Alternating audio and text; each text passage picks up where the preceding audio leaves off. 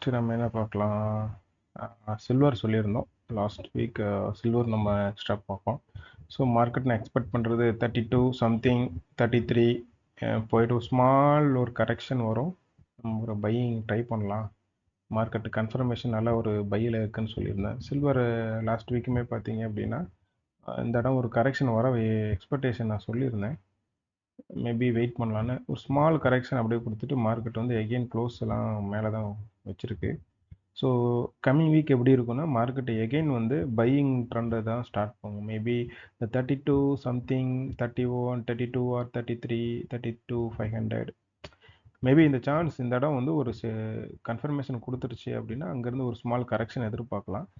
அந்த கரெக்ஷன் பார்த்துட்டு நம்ம எகெயின் வந்து அப்புறமேட்டு அந்த ஸ்கிரிப்டில் நம்ம ஒரு பையிங் ட்ரை பண்ணலாம். ஸோ இப்போதைக்கு நம்ம சில்வர் கொஞ்சம் வெயிட் பண்ணி வாட்ச் பண்ணுவோம். கோல்டு வந்து ஃபோக்கஸ் பண்ணலாம். ஸோ சில்வர் எப்படி இருக்குன்னா உங்களுக்கு நல்லா பையிங் ட்ரெண்டில் தான் இருக்குது. நல்லா பார்த்தீங்கன்னா தெரியும், வீக்லி நல்லா க்ளோஸ் வச்சுருக்கு.